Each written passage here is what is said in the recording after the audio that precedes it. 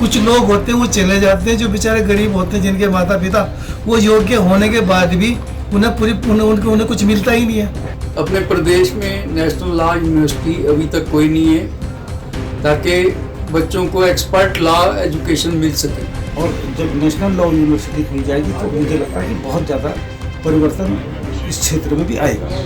Law university किसी भी प्रदेश में विकास के लिए बहुत आवश्यक है और कानून व्यवस्था की समझ रखने वालों के लिए भी बहुत जरूरी है।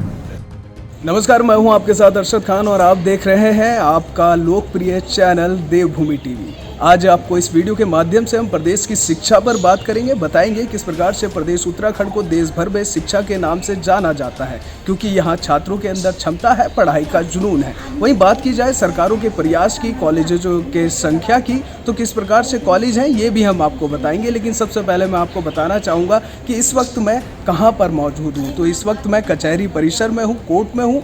तमाम लीगल प्रोसेस जो है यहाँ होती है। मैं अपने कैमरामैन से कहना चाहूँगा कि ज़रा दिखाया जाए किस प्रकार से कचहरी परिसर में आज हम पहुँचे हैं। तो विषय भी हमारा कुछ जुड़ा है, तो वो कानून से जुड़ा हुआ है, कानूनी छात्रों से जुड़ा हुआ है। इन सभी पर हम आपको बताएंगे किस प्रकार से लॉ स्टूडेंट्स जो है किन समस्याओं का सामना कर रहे हैं और किस प्रकार से ये लोग यहाँ पर काम करते हैं। मैं आपको बताना चाहूँगा कि प्रदेश उत्तराखंड को देश भर में शिक्षा के नाम से जाना जाता है। क्वालिटी हब इसको कहा जाता है, शिक्षा का हब इसको कहा जाता है। वहीं सरकारों ने भी प्रयास किए हैं कि कहीं ना कहीं प्रदेश उत्तराखंड को क्वालिटी हब बनाया जाए, लेकिन धरातल पर क्या सच्चाई है ये गौर करने वाली बात होगी। आपको बताना चाहूँगा, कभी भी जब छात्रों से बात की जाती है, चाहे स्टूडेंट्स मेडिकल के हों या इंजीनियरिंग के हों, उनका एक ही सवाल होता है कि कहीं ना कहीं प्रदेश में टॉप कॉलेजेस की संख्या में कमी देखने को मिल रही है। मेडिकल की बात की जाए तो टॉप कॉलेजेस में एम्स आ जाते हैं, इंजीनियरिंग की बात की जाए तो टॉप कॉलेजेस में IIT आ जाता है। तो ऐसे ही लॉ की यदि बात की जाए तो नेशनल लॉ यूनिवर्सिटी जो हमारा मुद्दा भी है, ये टॉप कॉलेजेस में देखा जाता है, जो कि प्रदेश में अभी तक नहीं है।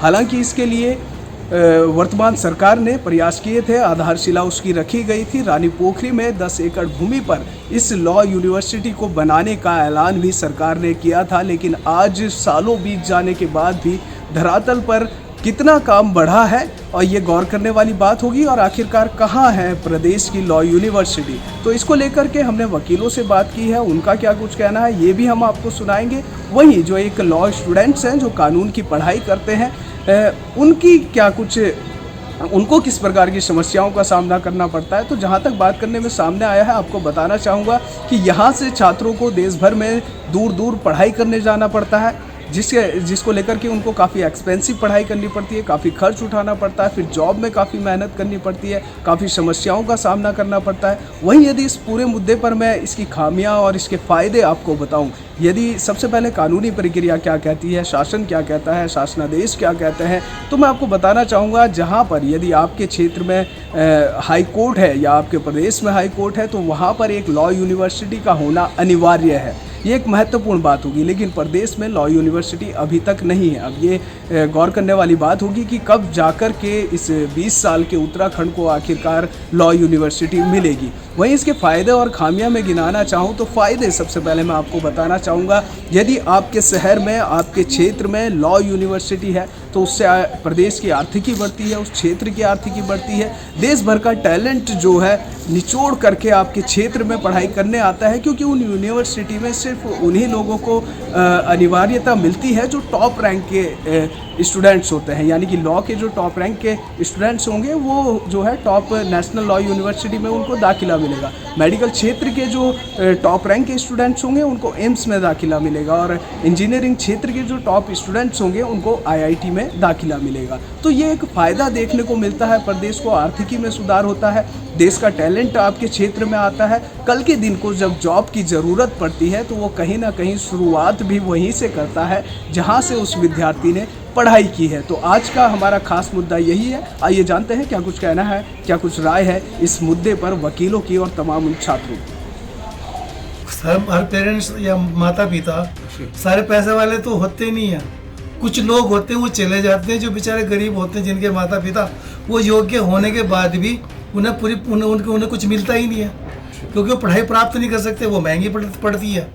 अगर हमारे यहीं पर हमारे राज्य में ये स्थापना हो जाए तो हर व्यक्ति किसी भी वर्ग का हो, मध्य श्रेणी का, निम्न श्रेणी का, तो जब उनके बच्चों में योग्यता होगी तो उन्हें योग्यता प्राप्त हो जाएगी। अपने प्रदेश में नेशनल लॉ यूनिवर्सिटी अभी तक कोई नहीं है, ताकि बच्चों को एक्सपर्ट लॉ एजुकेशन मिल सके। इसके लिए प्रदेश सरकार को कदम उठाने चाहिए और नेशनल लॉ यूनिवर्सिटी का यहाँ पे स्थापना करनी चाहिए।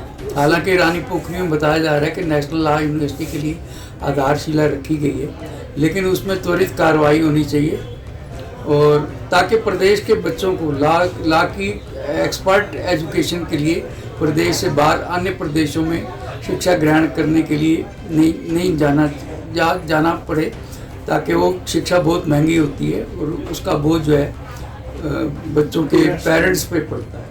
बिल्कुल सर, एज अ वकील कितनी अहमियत रखते हैं ये एक लॉ स्टूडेंट्स की ज़िंदगी में इस प्रकार के नेशनल यूनिवर्सिटीज़ का होना आपके क्षेत्र में? नहीं, नेशनल लॉ यूनिवर्सिटी का तो बहुत बड़ा योगदान है एक्सपर्टाइज लॉ स्टूडेंट को, लॉयर्स को जनरेट करने के लिए। मेरा कहना ये है कि नेशनल लॉ यूनिवर्सिटी का होना नितांत आवश्यक है प्रदेश के बच्चों की हाईली एजुकेशन के लिए। इस क्षेत्र में जो है इंटेंसिव पढ़ाई कर सके इस क्षेत्र में। अभी उत्तराखंड बने हुए ज़्यादा साल नहीं हुए। अभी 2-3 साल पहले नेशनल लॉ कॉलेज का उद्घाटन हुआ था और वो काम कितनी तेज़ी के साथ चल रहा है इस बारे में मुझे पता नहीं। मैं तो उद्घाटन के दिन वहाँ गया था। हमारे केंद्रीय मंत्री निशंक जी भी वहाँ पे मौजूद थे। हमारे वर्तमान मुख्यमंत्री त्रिवेंद्र सिंह रावत जी भी थे और जो शिक्षा मंत्री रावत जी हैं वो भी वहीं मौजूद थे। तो एक प्रयास अच्छा लगा कि चलो भाई उत्तराखंड के लोगों को एक अच्छी शिक्षा LLB की मिले। और आज धीरे धीरे जहाँ तक है कि लॉ कॉलेज होने चाहिए अच्छे, तो भी धीरे धीरे विकास संभव है, सारी चीज़ें आएंगी। और आज जो थोड़ा बहुत प्राइवेट कॉलेज भी हैं उनका भी थोड़ा सा गुणवत्ता है। जैसे पहले तो खाली एक DAV कॉलेज हुआ करता था देहरादून में, जहाँ हम लोगों ने खुद LLB वहीं से करी है। और अब जो है LLB में ज़्यादातर जो है गुणवत्ता में परिवर्तन आया है सब जगह, चाहे वो DAV कॉलेज हो चाहे वो प्राइवेट वाले हों। और जब नेशनल लॉ यूनिवर्सिटी खुल जाएगी तो मुझे लगता है कि बहुत ज़्यादा परिवर्तन इस क्षेत्र में भी आएगा। जी, लॉ यूनिवर्सिटी किसी भी प्रदेश में विकास के लिए बहुत आवश्यक है और कानून व्यवस्था की समझ रखने वालों के लिए भी बहुत ज़रूरी है।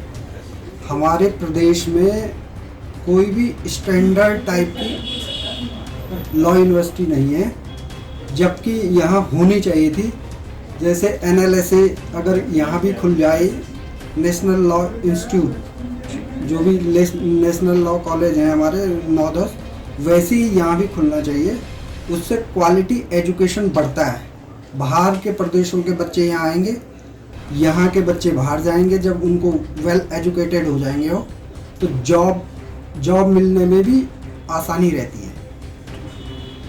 सरकार से किस प्रकार की अपेक्षाएं रहेंगी लॉ स्टूडेंट्स जो हैं? लॉ स्टूडेंट की सरकार से यही अपेक्षा रहती है कि वो उनको अच्छी वाली एजुकेशन दिलाएं, बढ़िया वाले टीचर लाएं, ताकि उनका स्टैंडर्ड बढ़ सके। लेकिन ये दुर्भाग्य की बात है कि हमारे प्रदेश में अभी तक अच्छी यूनिवर्सिटी नहीं खुली है, और अच्छी यूनिवर्सिटी नहीं खुलेंगी तो अच्छे प्रोफेसर नहीं आएंगे, अच्छे प्रोफेसर नहीं आएंगे तो अच्छी एजुकेशन नहीं मिलेगी। इसलिए यहाँ ये ज़रूरी है, सरकार को इस बारे में सोचना चाहिए और इस बारे में अपने कदम बढ़ाने चाहिए। बिल्कुल सर, एक आखिरी सवाल आपसे लूँगा, एज अ वकील कितना स्ट्रगल करना पड़ता है जब अपने प्रदेश में नेशनल लॉ यूनिवर्सिटीज़ ना हो तो बाहर जाकर पढ़ाई करना, कितना खर्च आता है, किस प्रकार से जॉब में दिक्कतों का सामना आपको करना पड़ता है?